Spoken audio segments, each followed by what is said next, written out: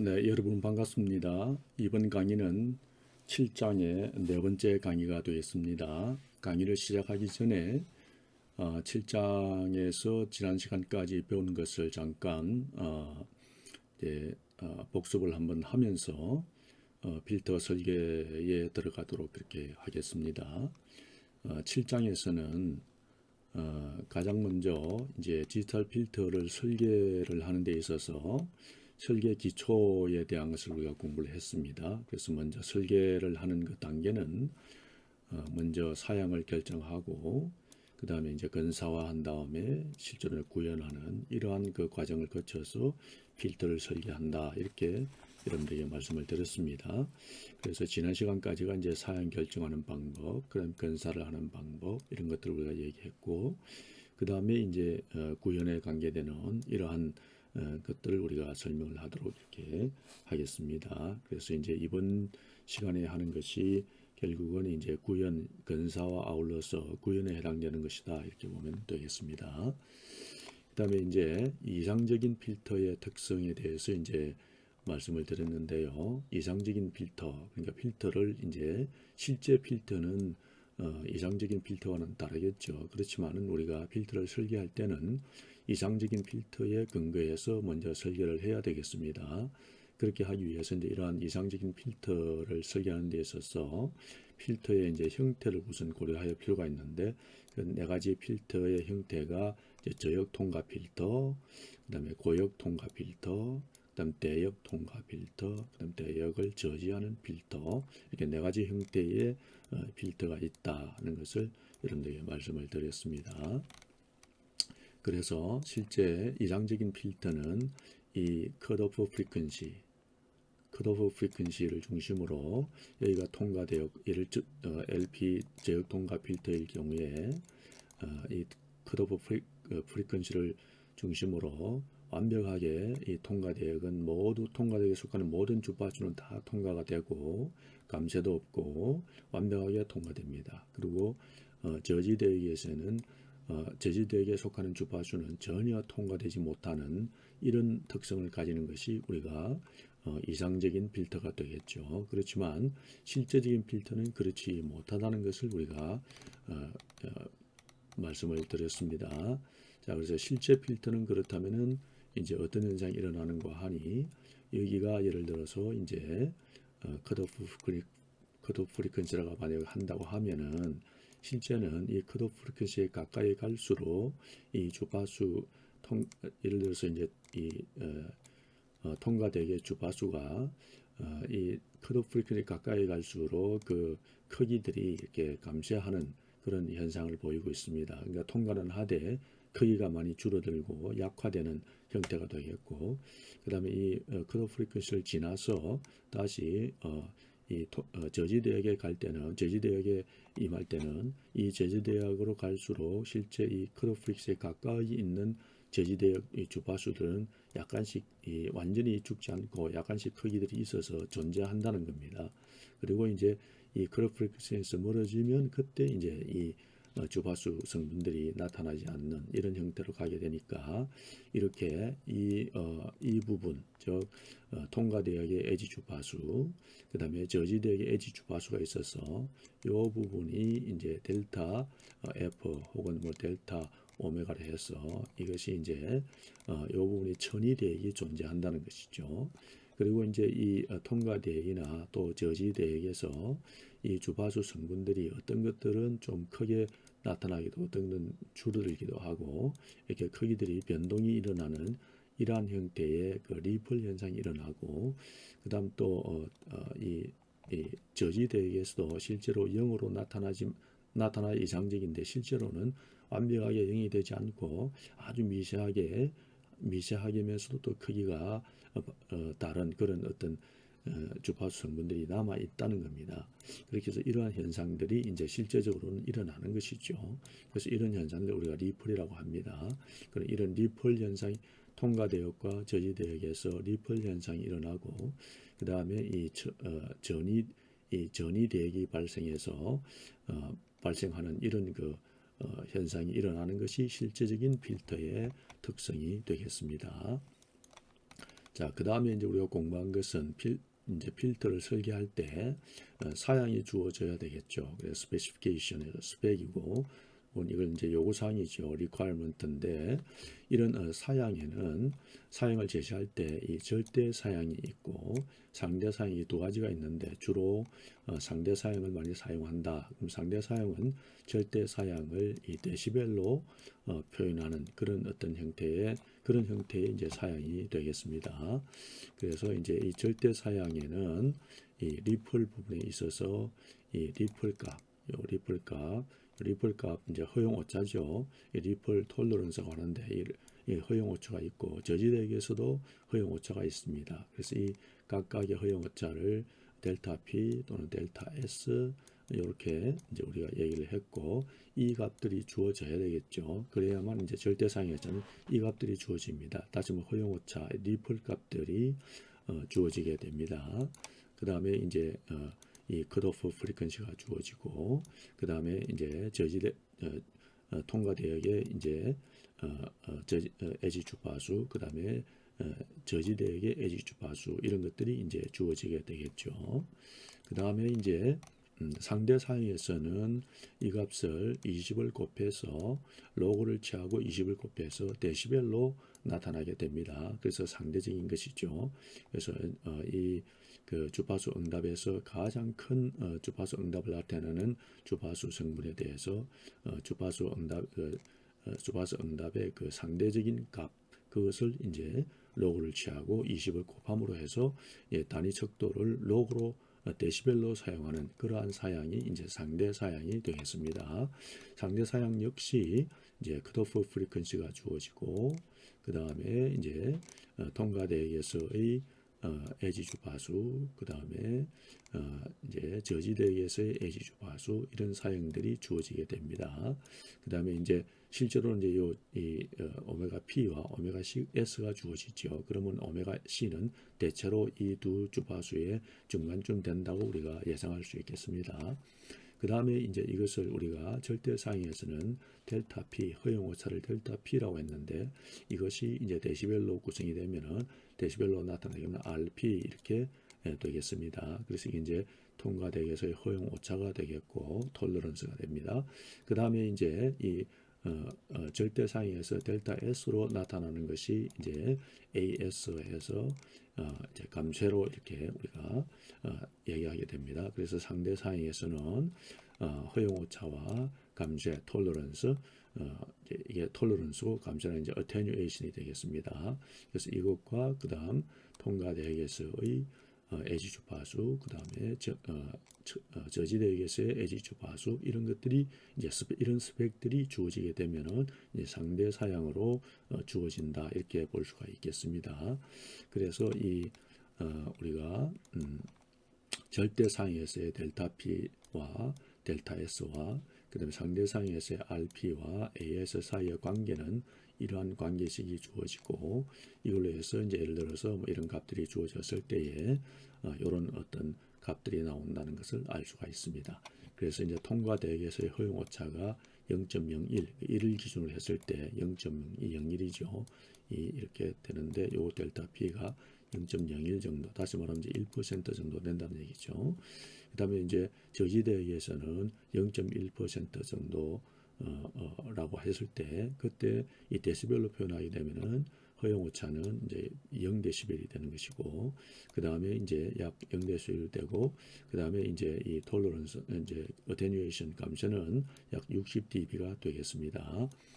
그래서 이제 이렇게 우리가 대비를 할 수가 있게 됩니다.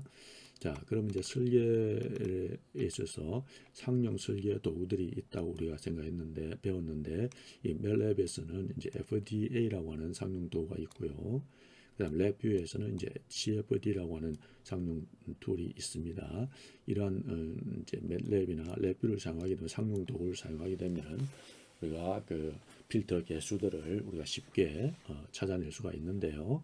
우리가 이제 상용 도구를 쓰지 않고 우리가 이 교재에서는 이제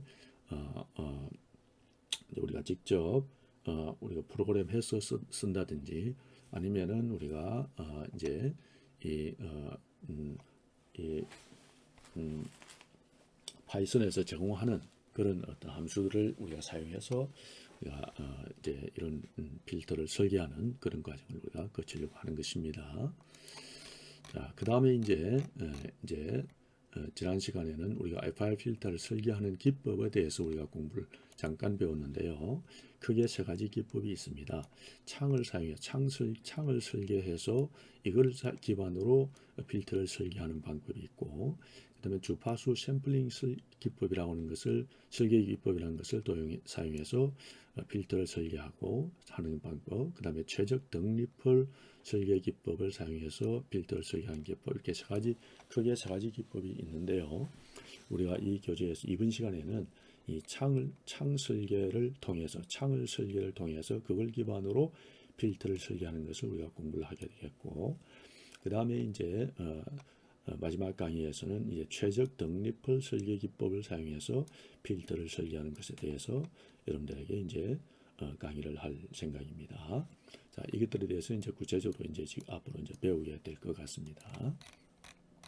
자, 그렇게 해서 이제 지난 시간에 이 위상이라고 하는 것이 대단히 중요한 어떤 개념이라는 것을 여러분들에게 설명을 드렸고, 그래서 주파수의 변화에 따라서 위상의 변화도 발생하기 때문에 우리가 선형 위상이 변하지 않는 그런 선형 위상에 대한 그런 것이 FR 필터를 우리가 설계할 때 위상 자체가 출력 위상이 선형으로 나타나게 하는 형태로 우리가 필터를 설계할 필요가 있다는 것을 설명을 드렸고, 이 선형 위상의 그 필터 응답의 형태에 따라서 네 가지의 선형 위상 형태를 우리가 설명을 드렸습니다.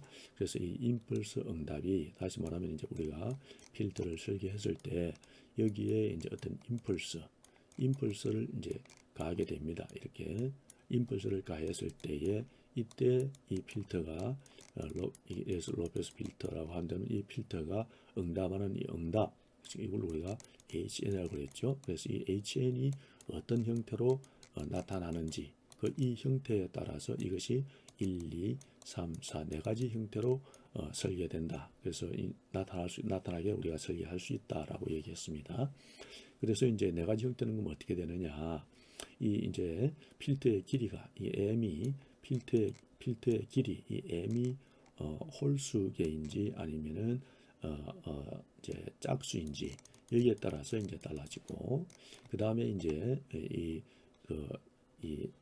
m이 아니고 그 다음에 이제 이 임펄스 응답이 이제 대칭으로 나타나느냐 아니면은 반대칭으로 형성이 되느냐 여기에 따라서 이제 되게 되겠습니다. 그래서 홀수인데 길이가 홀수이면서 대칭으로 나타날 때 우리가 제1형 선형 위상 필터, 그 다음에 이제 필터의 길이가 홀수이면서 반대칭으로 임펄스 응답이 나타날 때 제2형, 그 다음에 이제 필터의 길이가 짝수인데 반응이 응답이 이제 대칭으로 나타날 때 3형, 반대칭으로 나타날 때 4형, 이렇게 우리가 이제 선형 위상 FR 필터를 설계할 수 있다라고 한 것이 지난까지의 이제 수업이 되겠습니다. 거기에 대해서 실제로 그렇게 설계했을 때에 위상이 선형으로 나타나는지 이런 것들을 우리가 공부를 했었습니다. 그래서 이제 이 진폭 응답에서 이제 위상은 선형으로 나타나는 걸 우리가 확인할 수 있습니다. 근데 이제 진폭 응답이 아니고 이제 크기 응답으로 했을 때, 다시 말하면 이 진폭 응답을 이제 절대값으로 표현하게 되면 이제 크기 응답이 됩니다. 이 크기 응답일 때는 이것이 이제 불연속 지점이 나타나면서 그 외의 지점에서는 이제 선형으로 위상이 응답된다는 것을 우리가 공부를 했었습니다.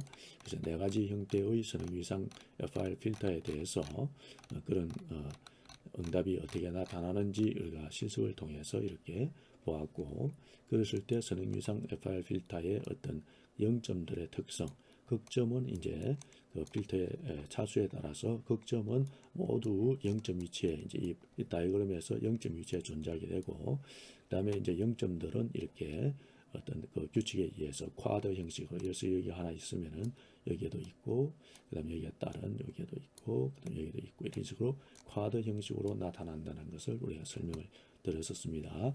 그다음에 이제 이 크기 응답도 조금씩 다르면 그 1, 2, 3, 4에 따라서 비슷한 것 같은데 실질적으로 보면은 그 위상응답도 그렇고 크기응답도 조금씩 이렇게 조금씩 다릅니다. 위치도 다르고 모양도 다른 이런 형태로 나타난다는 것을 지난 시간까지 우리가 공부를 했었습니다. 그리고 지난 시간에 마지막으로 우리가 했던 것이, 그랬다면 우리가 진짜로 정말로 우리가 설계한 이 그 네 가지 형태의 필터 있었죠. 그래서 로우 패스 필터, 그다음에 이제 이런 것들이 이제 과연 이제 실제로 우리가 원하는 형태의 필터로 설계가 되었는지를 우리가 봐야 되거든요. 그래서 그런 것들을 이제 이번 시간에 우리가 공부를 할 수 있게 되겠습니다. 자, 그러면 이번 시간에 들어와서 이제 본격적으로 이제 진행을 하겠는데요. 자, 창 설계를 이용해서 창 설계 기법, 그러니까 창을 설계한다는 것이요. 창을 설계해 가지고 이걸 기반으로 필터를 이제 설계하는 것이 되겠습니다. 여기서 우리가 FIR 필터입니다. FIR 필터는 그 이제 임펄스에 대한 반응이, 임펄스 리스폰스가 반응이 이제 유한한 길이의 그 반응을 일으킬 때 우리가 FIR 필터다 이렇게 얘기했습니다. 그 다음에 그 반응이 무한일 때를 우리가 IIR 필터, 이게 인피니티죠. 이는 파이나이트고죠. 그래서 이제 IR 필터인데 FIR 필터와 IIR 필터의 이제 구조와 어떤 신호 특성 이런 것들은 우리가 지난 시간까지 우리가 공부를 했었습니다. 자, 그러면 이제 창설계 기법을 우리가 생각하기 전에 자, 우리가 이상적인 어떤 필터를 얘기한다고 할 때 통과 대역에서는 단위 크기 이득, 다시 말하면 이제 크기가 1이라는 얘기죠. 그 얘기는 감소가 전혀 없다는 얘기고, 그러면서 통과 대역에서의 그 특성이 선형위상 특성을 가져야 되고, 그러면 저지 대역에서는 응답이 0이 되는 얘기죠. 그러니까 저지 대역에서의 이제 저지 대역에 속하는 주파수 성분들은 완전히 제거되어야 된다는 얘기죠. 그런 이상적인 주파수 선택 필터의 주파수 응답이 이제 다음과 같은 그런 저주파 통과 필터를 우리가 생각을 한번 먼저 해 보겠습니다. 이런 것이죠. 그래서 이 주파수 응답 특성이 이렇게 이제 나타날 때 이것의 이제 우리가 임펄스 응답의 특성은 이것이 싱크 함수의 형태로 나타난다고 우리가 얘기했습니다. 그래서 이와 같은 형태로 필터 응답이 HN이 임펄스 응답이 이렇게 나타날 때죠. 이렇게 싱크 형태로 나타날 때 이것의 주파수 응답 특성을 보면은 이런 형태로 나타난다고 우리가 이전에 다 공부를 했었습니다. 자, 그래서 이럴 때 이제 이 오메가 C를 우리가 차단 주파수로 하고 알파는 이제 샘플 지연이 되겠습니다. 이 알파라는 것은 이제 위상 자체가 이제 지연이 되는 것인데 지연이 된다 하더라도 이제 시스템을 거치기 때문에 당연히 이제 지연이 되겠죠. 위상 자체가 지연이 되는데 지연이 되더라도 그룹으로 지연되면서 모든 주파수 성분들에 대해서 동일한 어떤 지연을 가져오게 된다면은 그 특성에 어떤 그 출력 특성에 큰 영향이 없겠죠. 그래서 이제 그런 어떤 샘플 지연이 일어난다 이렇게 보면 되겠습니다. 그 다음에 이제 필터의 시간 영역에서 임펄스 응답은 조금 전에 설명드린 것처럼 싱크 함수 형태의 무한 구간의 응답을 이제 가지게 되는 것입니다. 자, 그래서 이제 이 무한 구간의 응답이기 때문에 이거를 갖다가 이런 응답을 우리가 계산하기는 불가능하니까 이걸 유한 구간의 응답을 가지도록 우리가 하고 싶다는 것이죠. 그래서 길이가 m인 유한 길이의 선형위상 FR 필터를 우리가 얻고 싶어 하는 것입니다. 자, 그래서 이제 이 무한 구간의 임펄스 응답에 있어서 0에서 m, 다시 말하면 길이 m 정도의 구간에 대해서만을 이제 가지고 왔을 때 그걸 우리가 FR 필터의 임펄스 응답으로 이제 우리가 사용한다는 것입니다. 이렇게 이상적인 저역 통과 필터의 임펄스 응답은 무한 구간을 가지게 되는데 이 구간에서 이 특정 구간 길이가 m인 특정 구간만을 따오게 되면은 우리가 이제 실질적인 저역 통과 필터의 임펄스 응답을 우리가 응답으로 사용할 수 있게 되는 것이죠. 그렇게 하다 보니까 우리가 무한 구간의 이상적인 임펄스 응답에서 일정 구간을 떼내니까 그 일정 구간을 떼낸다는 것은 그 구간에 대해서만 어떤 창을 설치한다, 창을 통해서 그 구간만을 우리가 본다는 얘기가 되겠습니다. 우리가 이제 어떤 집안에서 이 창 개념은 집안에서 그 외부를 볼 때, 외부 경치를 볼 때 창을 열고 머리를 내밀고 보면은 모든 경치가 다 보이게 있죠. 그렇지만 창을 통해서 이제 창 안쪽에서 창을 통해서 외부 경치를 보면은 그 창 영역 내에 있는 경치만 보이게 되잖아요. 그럼 유한 구간만 보이는 것이죠. 이제 그런 의미를 우리가 얘기하는 것입니다. 그래서 이제 그런 행위를 무한 구간의 임펄스 응답에 대해서 이 창 함수를 곱하는 행위로 우리가 얘기하는 겁니다. 곱했을 때 이제 우리가 원하는 구간의 이제 유한 구간의 임펄스 응답을 우리가 가지고 온다는 것이 되는 것이죠. 그랬을 때 이 오메가 WN 윈도 n을 우리가 크기는 알파다 이렇게 얘기했는데 여기 이제 값들이 바뀔 수 있겠죠.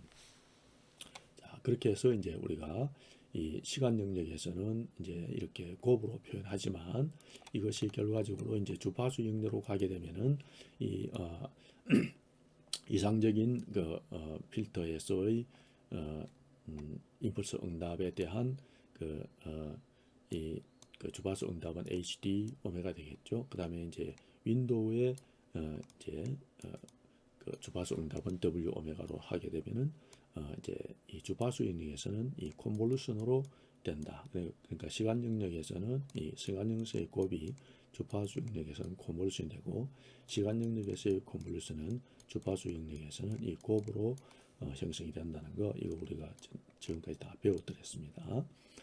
그래서 이런 관계가 있다는 것을 우리가 알고 있고 그걸 가지고 기반으로 이제 생각을 해보겠습니다. 자, 그래서 이제 우리가 이상적인 이제 저역 통과 필터의 임펄스 응답은 이렇습니다. 그래서 이 구간이 무한대의 구간을 가지는데 여기에다가 이제 유한 구간의 이 윈도우를 이제 곱하게 되면은 유한 구간만의 이제 HN 임펄스 응답을 우리가 구할 수 있게 되겠죠. 그래서 이게 이제 FIR이 되는 것이죠. 그래서 임펄스 응답을 구해서 이걸 갖다가 주파수 영역에서 만약에 우리가 고려한다면은 시간 영역에서는 있지만 주파수 영역에서 고려한다면은 무한 영역에서의 이 이상적인 필터에 대한 주파수 이제 이 응답은 이렇게 나타나죠. 컷오프 프리퀀시를 통해서 이 부분이 이제 통과되고 그 다음에 이쪽 부분은 이제 저지되는 이런 특성을 가져오겠죠. 근데 이제 이제 시간 영역에서의 윈도우 함수의 그 주파수 응답을 보게 되면은 이런 또 윈도우 함수는 이제 시간 영역에서의 윈도우 함수니까 이거는 이제 어떤 사각창의 형태이니까 또 이것은 주파수 영역에서는 이게 이제 싱크 함수의 형태로 또 나타나게 되겠죠. 그래서 이 싱크 함수를 가지고서 이 주파수 응답을 이렇게 서로 콘볼루션 하게 되면은 이와 같은 형태로 주파수 응답이 일어나게 되는 거죠. 그래서 여기 이 통과되었과 이 저지대역에서 리펄이 형성이 되고 그죠? 리펄 현상이 일어나고 그 다음에 이 컷오프 프리퀀시 이 주변으로 이게 천이 또는 전이 대역이 트랜지션 밴드가 형성이 되는 이런 실질적인 이런 형태가 일어나게 된다는 것입니다. 자, 이렇게 여러분들이 이제 이해를 하면 되겠습니다. 자, 그래서 우리가 창설계 기법을 이용해서 이제 필터를 설계한다는 의미는 뭐냐면은 이렇게 실질적인 이 응답은 이렇게 일어나는데 이것을 가능하면 이상적인 응답에 가까이 가게 하는 그런 이런 창을 어떻게 설계할 수 있느냐. 이 창을 설계할 때 이 주파수 이제 응답이 최종 이 주파수 응답이 창 설계를 기반으로 하는 그 필터 설계했을 때 그 최종 응답이 거의 이상형에 가까운 응답이 되도록 하는 이런 창이 없느냐. 이런 창이 있다면은 너무나 이상적이 되겠죠. 이상적에 가깝겠죠. 그래서 이제 이런 창을 설계를 하기만 하면 우리가 원하는 이상적인 주파수 응답을 우리가 얻을 수 있다는 것, 가까운 그런 특성을 얻을 수 있게 되겠죠. 그래서 이 창 설계가 중요한 것이죠. 그래서 창을 설계하는 기법을 통해서 창 설계 기법을 통해서 필터를 설계하는 기법, 이것이 이제 이번 시간에 지금 배우고 있는 것이 되겠습니다. 그래서 이 창을 설계하는데 기존의 이 창들이 우리가 설계하기에는 너무 어렵잖아요. 그래서 기본으로 이제 여러 학자들이 설계를 해놓은 창들이 있는 겁니다. 그런 창들을 보면은 이렇게 바렛이라고 해서 이 삼각형 이런 창이 있고요. 그다음에 가우시안 분포와 같은 이런 헨창, 해밍창 뭐 이런 창들이 있고요. 그다음에 또 물론 이렇겠지만은 또 이제 바틀렛 이제 또 이제 블랙맨 창도 있습니다. 그 다음에 이제 이런 그런 어떤 창들의 특성을 종합적으로 다루는 카이저 창 이런 창들이 여러 가지 창들이 있는데 그런 것들에 대해서는 지난 시간에 이제 간단하게 그 특성들을 우리가 공부를 했었습니다. 자, 그래서 이제 우리가 창의 종류를 우리 간단하게 한번 다시 한번 더 여기서 보겠습니다. 그럼 이런 창에는 어떤 창들이 있는가 하니 이렇게 크게 이 사각창, 레킹글 윈도우, 바틀렛 창이 있습니다. 그 다음에 헨 창, 그 다음에 해밍 창, 그 다음에 블랙맨 창이 있고 그 다음에 카이저 창이 있게 되겠습니다. 그래서 이런 창들에 대해서 여러분들이 제가 이제 설명을 쭉 한 것이죠. 그런 이런 창들의 특성들이 이렇게 식과 창의 특성들이 이렇게 나타났었습니다. 자, 그래서 이제 마지막으로 이제 이 카이저 창은 이 베타 값이 이제 주어지는데요. 이 특성 카이저 창의 이 윈도우에 보면은 이 식에서 이제 베타 값이 주어지는데 이 베타의 값에 따라서 베타가 0이면은 사각창의 모양을 가지게 되고 베타가 5 정도 값을 가지게 되면 해밍창에 유사하고 6 정도 되면 헨창에 유사하게 되고 8.6 정도 되면 블랙맨 창에 유사한 그런 특성을 가지게 된다는 거죠. 그래서 이 카이저 창이 많이 사용되고 있습니다. 자, 그 다음에 이제 우리가 이제 이 창을 설계할 때 이제 앞으로 사용되겠는데, 그다음에 이 표 7-4가 이제 우리가 이제 지금 공부하게 될 창 설계 기법에 의한 FR 필터 설계에 대단히 중요한 그런 어떤 것이 되겠습니다. 자, 그래서 창 종류에 따른 천이 대역폭과 저지 대역 감쇄값에 이제 비교를 해야 되는데요.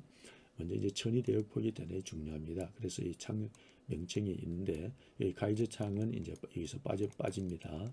그래서 이제 이런 이제 카이저 창으로 인한 베타 값에 따라서 이런 창들과 유사한 성격을 가지기 때문에 이제 이 창에 대해서만 이런 창들에 대해서만 이런 천이 대역폭에 관계되는 정확한 값을 우리가 여기 나타내겠습니다. 건사치는 이렇게 되지만 실제 정확한 값은 이렇게 됩니다. 그래서 이 값을 가지고 이 값을 우리가 설계에 이용하게 되겠습니다.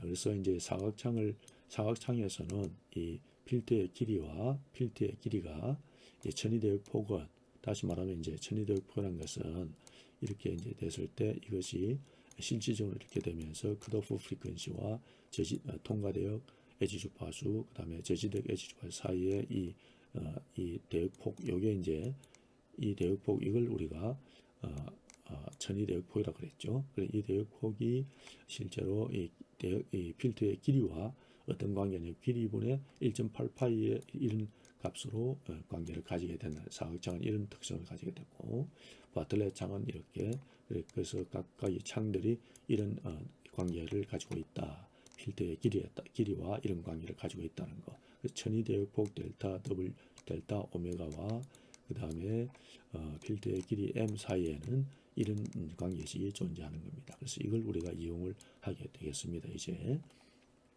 그렇게 했을 때 최소 저지 대역 감소라는 것은 이렇게 이제 데시벨로 했을 때 이렇게 이제 감소가 됐을 때 이렇게 리플이 일어나게 되잖아요. 그래서 이 리플이 최소 저지 대역의 이제 최소값이 최소로 저지되는 이 지역의 이때의 값이 데시벨로 했을 때 어느 정도 되는지 창에 따라서 이렇게 다르다는 것입니다. 자, 그래서 이제 이걸 우리가 이제 활용하게 된다. 여러분들이 그렇게 생각하면 되겠습니다. 네. 자, 그래서 이제 창 설계 기법을 위해서 FR 필터를 이제 설계를 하게 되는데 이 창 함수에 의해서 FR 필터를 설계하는 과정은 이 세 단계를 거치게 됩니다. 첫 번째 단계는 뭐냐면은 LPF, HPF, BPF, BSF 이 네 가지 중에서 우리가 설계하고자 하는 필터의 종류를 결정해야 되겠죠. 예를 들어서 이제 로우패스 필터를 설계하겠다고 하면 이건 이렇게 결정을 하는 것이요. 그렇게 되면은 로우패스 필터를 설계하려고 하면은 스펙이 주어져야 되는데 이 스펙이 이렇게 주어지죠. 실질적인 스펙으로 이제 여기가 패스 영역에서의 그죠? 통과대역에서의 에지 주파수, 그 다음에 저지대역에서의 에지 주파수 오메가 S 요거 이제 스펙으로 주어져야 되는 것이죠. 그 다음에 이제 주어지고 그 다음에 여기 통과대역에서의 리펄, 그 다음에 저지대역에서의 리펄 어테뉴에이션 이게 이제 AS 이게 이제 RP 이제 이렇게 이제 이런 것들이 이제 사양으로 주어지게 되는 것이죠. 그래서 첫 번째 단계가 이렇게 되고, 그 다음에 두 번째 단계가 이제 이 주어진 이 천이 대역폭, 그죠? 이 천이 대역폭 델타 오메가는 거죠. 그 다음에 이 로페스 필터의 경우에 오메가 S에서 오메가 P를 빼면은 되죠, 그죠? 그래서 이렇게 됐을 때 실질적으로 이렇게 되는데, 여기서 오메가 S에서 오메가 P를 빼게 되면은 요만큼의 이 천이 대역폭이 나오는 것이죠. 델타 오메가. 그래서 이제 그렇게 이렇게 델타 오메가가 결정되면은 우리가 앞에서 표 7-4에서 창에 따라서 결정되는 그 수식이 있잖아요. 그죠? 길이 m과 그다음에 이 필터의 이제 대역폭, 천이 대역폭 이 두 사이의 관계가 식이 있잖아요. 그걸 이용해서 이제 필터를 윈도우를 이제 정하고, 그렇게 해서 이제 임펄스 응답을 구하면 되죠. 그래서 이상적인 HD 임펄스 응답에다가 윈도우를 이제 이렇게 곱하게 되면은 이 임펄스 응답, 즉 HN을 구할 수 있게 되는 것이죠. 자, 그 다음에 이제 그렇다면은 이제 이런 단계를 거쳐서 우리가 필터를 설계하는데, 이 이상적인 필터를 구성을 그럼 어떻게 하느냐? 실질적으로 그러면 로페스, HBF, BPF, BSF 이런 것들이 각각 다른 어떤 구성 방법이 있느냐? 그렇지 않고 이 HPF나 BPF나 BSF는 이 구성은 전부 로페스 필터, LPF를 구현하는 함수만 하나 있으면 그 함수를 사용해서 이 HPF, BPF, BSF를 우리가 설계할 수가 있게 되는 것입니다. 그럼 어떻게 설계하느냐 하면은, 로페스 필터인 경우는 이제 그냥 기본이니까, 그죠? 이렇게 구성이 되겠죠. 오메가 C가 있고, 이제 통과대역과 저지대역이 이렇게 나타나겠죠. 그래서 이제 만약에 함수가 있다면 이 함수에 만약에 이제 아이디얼 로페스 필터 함수가 있다고 그러면, 이 함수의 이제 파라메타는 이 길이, 필터의 길이하고 그 다음에 이 천이 대역폭 델타 오메가 요 값이 이제 주어지게 되면은 이제 우리가 설계를 할 수가 있게 됩니다. 이렇게 하면은 이제 이걸 사용해서 HPF 이런 것들을 다 설계할 수 있게 되는 것이죠.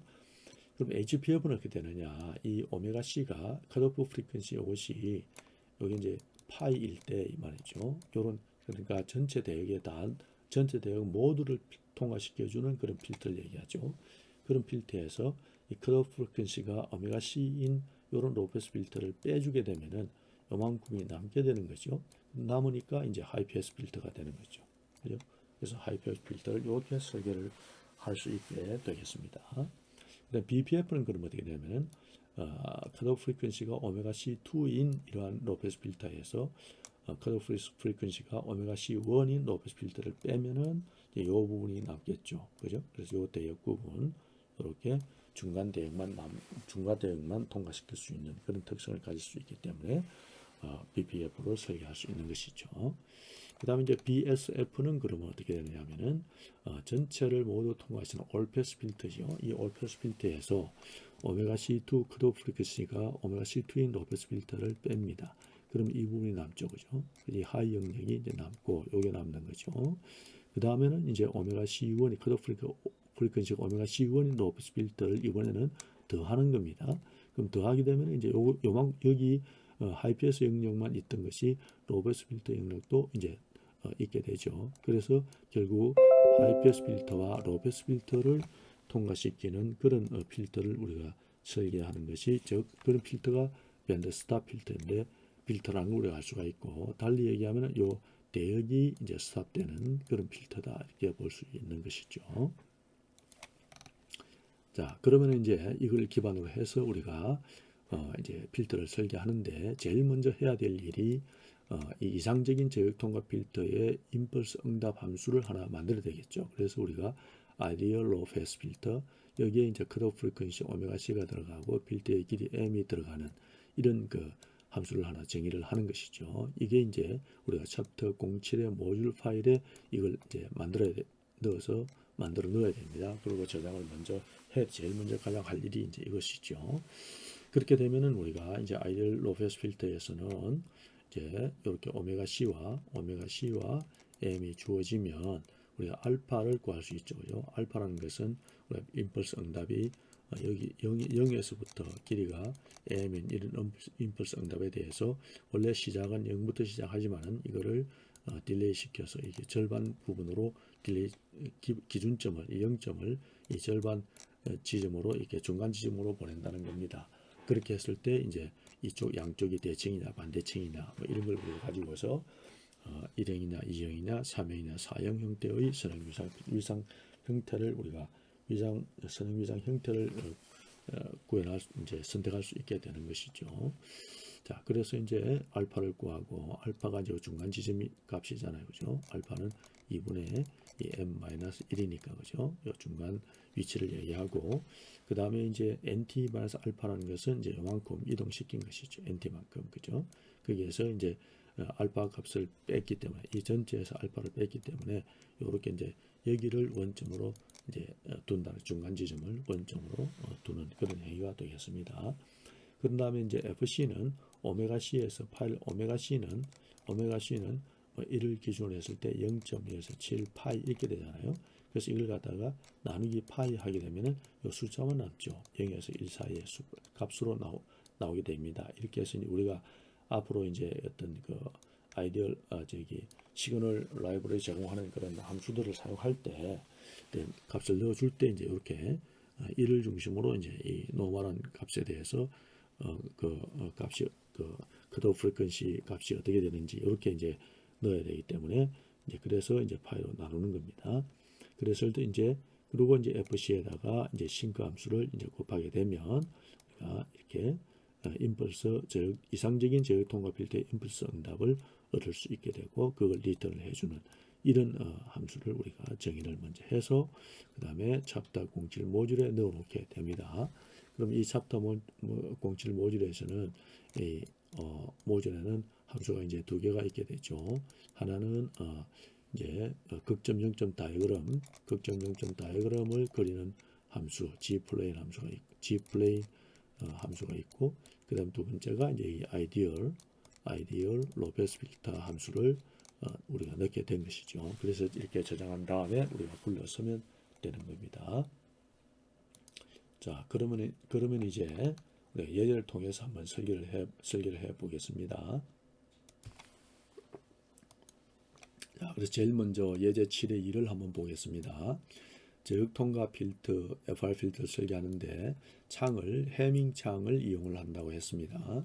그래서 해밍 창을 이용해서 통과대역 에지 주파수가 이제 주어졌습니다. 오메가표가 0.2파이, 저지대역 에지 주파수 오메가 S입니다. 잘못됐습니다. 오메가 S가 0.3파이, 통과대역 리플 RP는 0.25dB, 그 다음에 저지대역 감소 AS는 50dB인 이런 저역 통과 FR 필터를 구현하라 이렇게 했습니다. 그래서 이제 이 아이디어란 이상적인 필터는 이제 이런데 여기 이제 이렇게 돼서 여기가 통과대역에서의 에지 주파수 오메가 B, 여기가 이제 저지대역에서의 에지 주파수 오메가 S 이렇게 주어진 것이죠. 그러면 이때 이 델타 오메가라는 것은 오메가 S에서 오메가 B를 빼주면 되죠, 그죠? 여기 요만큼이 전이대역이니까 그죠? 그래서 델타 오메가니까 델타 오메가는 우리가 0.3파이에서 0.2파이를 빼면은 이 전이대역 폭은 0.1파이가 되겠네요, 그죠? 자, 이렇게 이제 전이대역이 구해지면은 우리가 표 7-4에 의해서 필터의 길이 m을 우리가 구할 수 있게 됩니다. 자, 그래서 이 과정이 이제 여기에 되겠는데요. 이제 이렇게 라이브러리들을 불러옵니다. 이렇게 요거 중요합니다. 자, 그래서 이제 해밍 창에 대한 전이대역과 델타 오메가하고 필터 길이 m과의 관계식은 표 7-4에 나옵니다. 그래서 이제 델타 오메가는 m분의 6.6파이로 나옵니다. 그래서 필터 길이 m을 구하게 되면은 델타 오메가분의 6.6파이가 되고, 그래서 위식으로부터 전이대역폭 델타 오메가와 필터 길이 m 그리고 차단 주파수 오메가 SC 그다음에 순서 시퀀스 n을 이제 구할 수 있게 되죠. 그럼 델타 오메가라는 것은 전이대역폭 델타 오메가는 오메가 S에서 오메가 B를 빼면 되니까 0.1파이가 나오고, 그 다음에 필터의 길이 m은 델타 오메가분의 6.6파이의 이 실링 함수입니다. 이렇게 실링 함수. 그래서 이제 반올림 하게 되죠. 그렇게 해서 하는데 여기에다가 이제 1을 더합니다. 그래서 1을 더해서 이게 만약에 이제 짝수면 홀수가 될 거고 혹수면 짤수가 이래 되겠죠. 그죠? 그래서 1을 더해도 되고 또 이 1을 더하지 않아도 됩니다. 사실은. 그래서 예제에서는 1을 더하는 경우와 1을 안 더하는 경우 뭐 이렇게 두 가지 방법 얘기를 설명하게 되는데 어쨌든 이렇게 이제 1을 더하는 이런 식을 사용했을 때 m은 67이 나왔습니다. 그래서 이제 m이 필터의 길이가 이제 홀수가 됐죠. 그죠? 홀수가 됐으니까 우리가 이제 이 임펄스 응답 HN을 구해서 우리가 보아가지고 이것이 만약에 대칭 형태로 나타나게 되면 우리가 설계한 이 FR 필터는 제1형 선형 위상 FR 필터가 되는 겁니다. 그 다음에 이제 만약에 이 HN의 응답이 반대칭 형태로 나타난다고 하면은 반대칭 형태로 나타나게 된다면은 이제 제2형 이제 제2형이 제3형이 되죠. 그죠? 자, 그래서 여기서는 이제 제1형이 되겠습니다. 자, 그럼 컷오프 프리퀀시는 이 오메가 S하고 오메가 P를 더해서 나누기 2 하면 중간 지점이 되겠죠. 그래서 0.25파이로 이렇게 우리가 추정할 수가 있고 그래서 이제 이 순서는 시퀀스 순서는 이제 이렇게 0부터 66까지 되겠죠. 자, 그래서 이제 이거를 이제 우리가 프로그램으로 하면은 이제 오메가 P는 0.2파이, 그죠? 오메가 S는 0.3파이, 그 다음에 위스, 델타 전이대역 폭입니다. 그럼 오메가 S에서 오메가 P를 빼는 식이 되고, 그다음에 필터의 길이는 6.6파이 나누기 델타 폭, 그죠? 전이대역 폭을 이제 실링 함수 쓰고 이렇게 실링 함수 델타 오메가 분의 6.6파이 요 식이 주어지고 여기에다가 이제 1을 더한다는 얘기죠. 그 다음에 이제 오메가 C는 이 두 오메가 S와 오메가 P를 더해서 나누기 하면 중간 지점이 되는 것이죠. 이렇게 구현을 했고, 자 그러면은 이제 여기서 이제 우리가 앞에서 구했던 사용자 정의 함수 아이디얼 로페스 필터를 사용해서 이제 필터를 설계하게 됩니다. 근데 이제 해밍 창을 쓴다고 했기 때문에 해밍 창 함수를 이제 가지고 옵니다. 그럼 시그널 점 해밍 함수 이러한 그 함수를 사용해서 이제 윈도우를 이제 우리가 wn 윈도우 함수를 이제 구해냅니다. 그러면은 이제 아이디얼 정의 함수는 정의 함수를 사용해서 우리가 dn을 우리가 구할 수 있죠. 거기에다가 이 두 개를 곱하게 되면은 우리가 원하는 설계한 함수의 임펄스 응답을 구할 수 있게 되는 것이죠. 자, 그래서 이제 우리가 식이 이제 이렇게 되고, 그래서 이거를 프로그램하면은 아이디얼 LP에다가 컷오프 프리퀀시 넣고 필터의 길을 넣게 되면은 이 이상적인 로페스 필터 임펄스 응답이 나오는 거죠.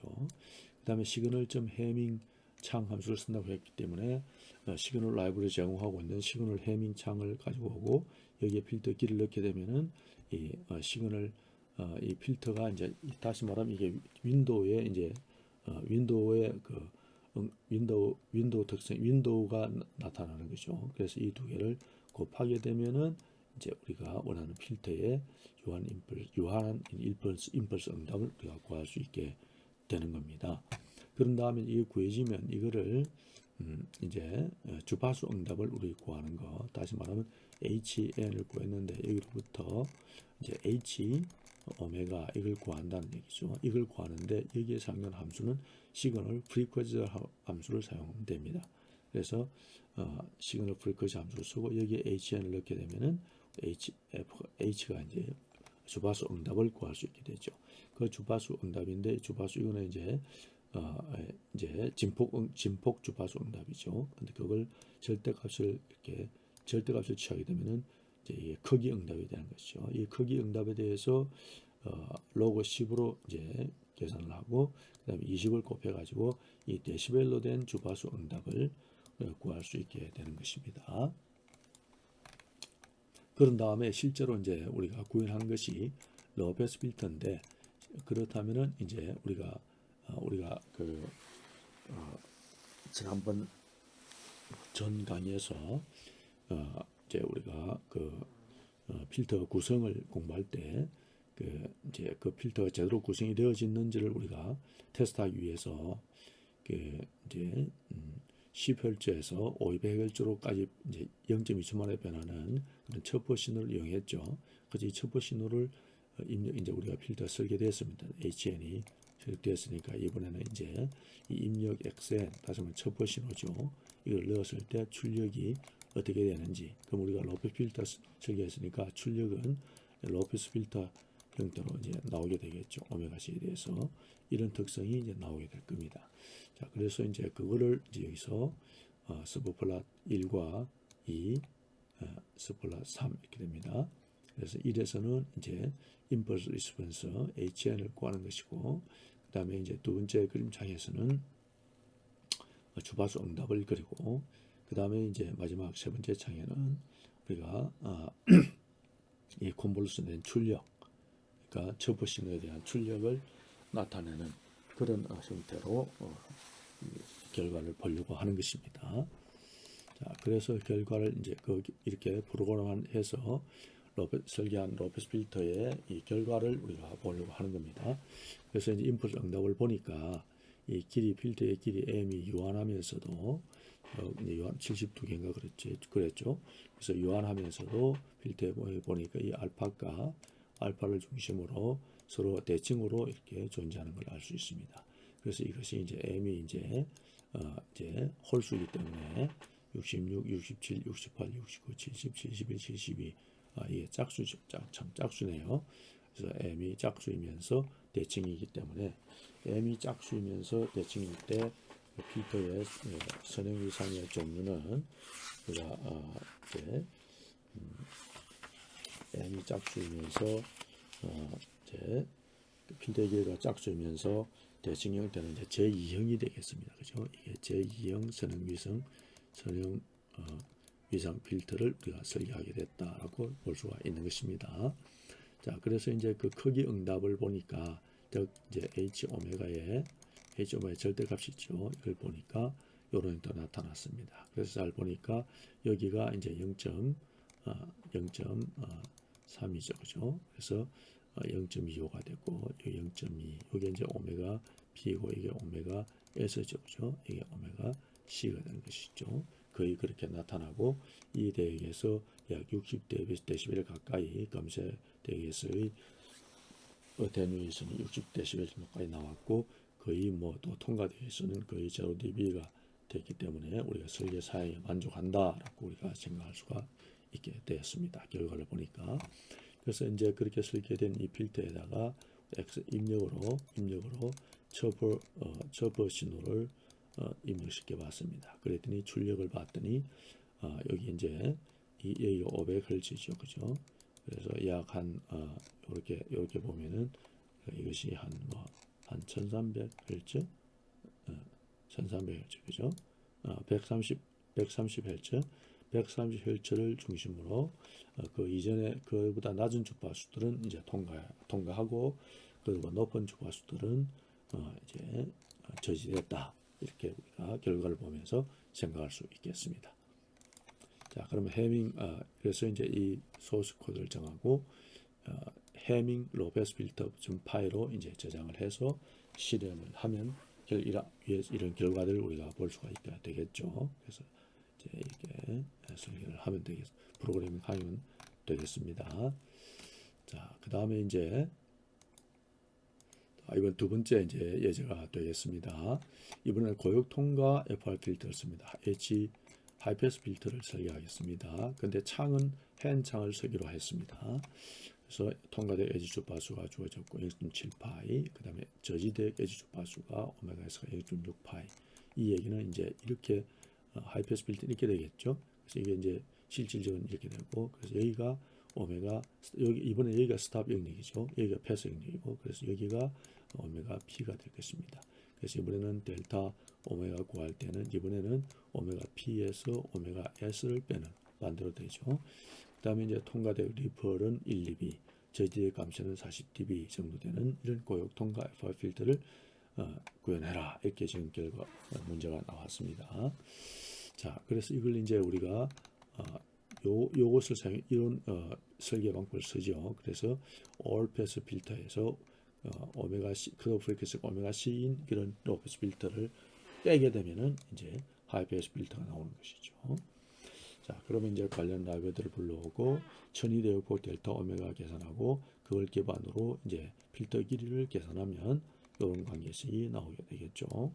그다음 이 식으로부터 전이되었고 델타 오메가와 필드 길이 m 그리고 차단 주파수 오메가 c와 순수 시퀀스 n을 이제 이렇게 구하면 되죠. 그래서 여기서는 우리가 이제 델타 오메가 구했고 길이 구할 때 앞에 시기처럼 플러스 1을 안 했습니다. 그래서 플러스 1을 하거나 안 하거나 그 이제 HN의 이제 그 임펄스 응답의 특성은 바뀌지가 않습니다. 그래서 이제 델타 이제 대칭이나 반대칭이나 뭐 이거는 이제 바뀌지 않겠죠.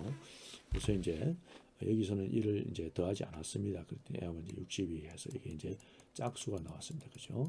그래서 필터의 길이가 짝수이면서 이제 만약에 대칭으로 나온다면 제2형이 되겠죠. 그죠? 제2형. 반대칭이 되면은 이제 제4형으로 분류가 될 것입니다. 자, 그래서 이제 이 식을 토대로 이 프로그램 이렇게 하고요. 그 다음에 이제 윈도우 함수를 만들어내면 되죠. 그리고 아이디얼 로우 패스 그러니까 오메가 C가 파이인 그런 아이디얼 로우 패스 필터에서 오메가 C인 즉 파이보다 적죠.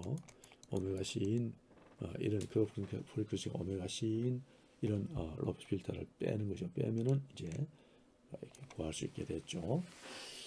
임펄스 응답을 구할 수 있게 됐습니다. 그 다음에 이제 시그널 헨 함수를 사용해서 이제 윈도우 함수를 만들어냈고 이 두 개를 곱하게 되면 이제 HN 유한 임펄스 응답이 이루어지는 것이죠. FIR 특유의 그런 임펄스 응답을 우리가 구할 수 있게 되는 것이죠. 자, 그런 다음에 HN이 구해졌으니까 여기로부터 H 주파수 응답을 우리가 계산 구할 수 있죠. 그래서 시그널 프리퀀시 함수 사용해서 구하면은 구할 수 있다. 그 다음에 이걸 이제 데시벨로도 이렇게 나타낼 수 있다. 이렇게 되겠습니다. 그래서 이 결과를 살펴보니까 이제 이 M에 대해서 중간 지점이 그죠? 중간 지점이 이것이 여기가 이제 중간 지점을 이제 알파 지점이죠. 알파에 대해서 서로 대칭입니다. 그죠? 양쪽이 다 대칭입니다. 그렇죠? 다 대칭입니다. 그렇기 때문에 필드의 길이 m이 짝수이면서 대칭이니까 이게 제2형이 되는 2형선 위상이 되는 것이죠. 그래서 결과를 보니까 이때 약 그냥 뭐 감소해서 보면은 거의 마이너스 60도 60데시벨 이하 값으로 나타났고 그 다음에 이제 또 통과대기에서는 이렇게 거의 제로가 되는 이런 특성을 나타냈고 여기 이제 이렇게 구해진 HN이 구해지면은 여기에 XN을 인가를 해서 YN을 구하면 되죠. 그럴 때는 이렇게 서로 별표로 서로 이제 이렇게 곱한 결과에 의해서 이 필터가 고역 통과 필터가 실현된 그런 것을 우리가 볼 수 있다. 것을 결과를 가지고서 우리가 생각할 수 잘 설계했다는 것을 알 수가 있게 되겠습니다. 자, 그 다음에 그래서 이제 소스 코드를 구현해서 hen hipass.py 함수로 이제 파일로 저장을 하면 되겠습니다. 자, 그 다음에 이제 세 번째 예제가 되겠는데 이번에는 대역 통과 필터를 구현하고자 합니다. 그랬을 때 이제 창은 블랙맨 창을 쓰기로 합니다. 그럼 여기에 이제 사양이 주어질 때 네 가지가 이렇게 네 가지 형태로 주어지게 되겠죠. 왜냐하면 대역을 통과하는 것이기 때문에 이렇게 전이되기 위해서 이런 현상이 일어나니까 이 스탑 영역에서의 컷오프 프리퀀시, 그렇죠? 오메가 P의 1, 오메가 S의 1 이렇게 되고 그 다음에 이제 이쪽 부분 상위 부분에서의 컷오프 프리퀀시하고 뭐 이런 것들 있어야 되겠죠. 그리고 여기가 오메가 P 패스니까 오메가 P2 여기 이제 오메가 S2 그죠? 그래서 오메가 S2에서 오메가 P2를 빼면 이제 그때 이제 상위 영역에 이제 델타 오메가가 만들어지고 하위에서 델타 오메가 만들어지는데 이때 이 두 값에서 이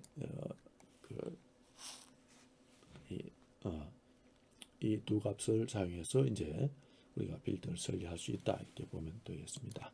자, 그러면 설계한 절차는 이제 오메가 C2 즉 컷오프 프리퀀시가 오메가 C2인 로우 패스 필터에서 컷오프 프리퀀시가 오메가 C1인 로우 패스 필터를 빼게 되면은 오메가 C1에서부터 오메가 C2까지 통과시켜주는 이런 아이디어란 이런 대역 통과 필터를 우리가 구현할 수 있게 되겠습니다. 자, 그다음 표 7차에서 헨 창에 대해서 이 천위대역폭 델타와 필터 길이 m의 관계식이 있죠, 그죠? 그럼 이 식을 이용합니다. 그런 다음에 이번에는 이제 이 천위대역폭을 결정할 때 이제 이 대역 통과 필터에서는 그죠? 대역 통과에서는 이런 스펙이 필요하다 그랬잖아요. 그래서 이런 이 네 가지 스펙이 필요한데 그 주파수에 대한 네 가지 스펙, 이 에지 주파수들 이거를 이제 해야 되는데 실질적으로는 이제 이거를 이렇게 주어졌을 때 그러면 델타 오메가 여기도 델타 오메가 있고 여기도 델타 오메가 있으니까 이게 두 개 당이 똑같으면 당인데 다를 때는 높으면 이 요쪽 영역에 있는 거 그러니까 이제 로어 영역에서의 이 델타 오메가를 이제 이 필터의 델타 오메가로 정하게 됩니다. 그래서 이제 이렇게 두 개의 차이에서 미니멈 값을 가지는 그런 델타 오메가를 우리가 이제 전위대역폭으로 이제 구하게 되고 길이 m은 이제 더하기 1 하니까 75로 나왔습니다.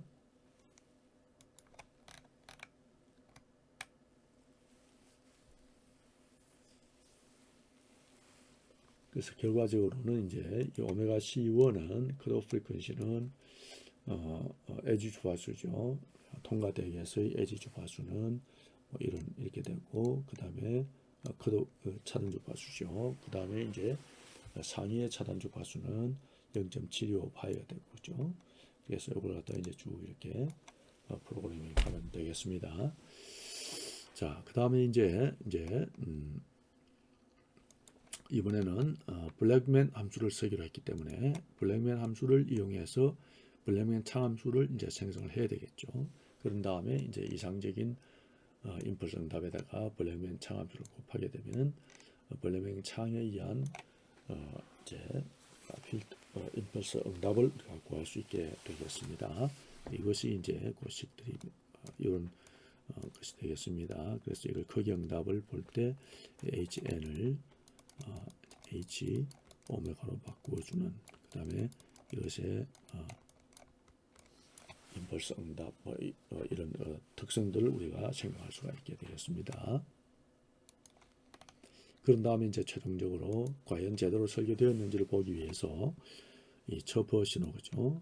100Hz에서 10Hz에서 이제 500Hz까지 변하는 처퍼 신호를 사용해 가지고 우리가 설계한 로페스 필터가 제대로 동작하는지 다시 말하면 주파수 선별이 제대로 되는지 그 결과를 그림으로 줬는데 이걸 실질적으로 한번 보자는 것이죠. 자, 그래서 이제 그 결과를 보니까 이렇게 나타났죠, 그죠? 그래서 이렇게 대역이 통과되는 이런 결과를 우리가 가져오게 볼 수 있다는 것을 알 수 있게 되겠습니다. 자, 그 다음에 이제 마지막으로 이제 카이저 창을 사용해서 대역 저지 FR 필터를 설계를 하겠습니다. 그럼 이제 저지 대역 감소의 값이 주어지고 필터 길이는 이 카이저 창에서는 필터 길이를 아예 제공을 하게 됩니다. 그래서 이 제공을 하게 되면 대역 하게 됐을 때 그때 이제 대역 저지 FR 필터를 구현하라 했으니까 이제 그리고 이제 오메가 P1이 있고 오메가 C1이 있고 오메가 C2가 있겠죠, 그죠? 컷오프 있는데 그 컷오프 프리퀀시는 이제 이렇게 두었습니다. 자, 그렇게 해서 이제 필터 설계하는데 설계 방법은 이렇게 설계한다는 거, 로페스 필터 함수를 사용해서 모두 다 사용한다는 거 배웠습니다. 자, 그래서 이때 이제 카이저 창에서는 이 알파, 베타 값을 계산해야 되죠. 그래서 0.1102 곱하기 AS-8.7 이렇게 이제 하게 되면은 4.5533에서 이 베타 값이 구성이 되게 됩니다. 그러면은 이제 이 베타 값을 이제 이렇게 요식 있죠. 베타 값을 이용해서 이제 베타 값을 구현하게 되면은 우리가 이제 임펄스 응답을 구할 수 있게 되죠. 자, 그래서 이제 가이자 함수를 사용했기 때문에 시그널 가이자 함수를 반드시 이용하게 됩니다. 그래서 이제 이런 이상적인 필터의 응답에서 참함수를 곱하게 되면은 우리가 실질적인 임펄스 응답을 구할 수 있게 되겠죠. 자, 그래서 위에 이제 지금까지 설명한 것들을 소스 코드로 이제 구현하게 되고 이런 결과를 가져온다는 걸 알 수가 있습니다. 그렇죠? 이 저역과 고역은 통과하는데 이 중간 대역 밴드 이건 이제 존재하지. 이제 여기에서는 이제 주파수 성분들이 필터되지 않는 그런 이런 특성을 나타내는 것을 우리가 확인할 수 있게 된 것입니다. 자, 이렇게 해서 오늘 제 7장 네 번째 강의를 마치도록 하겠습니다. 수고했습니다.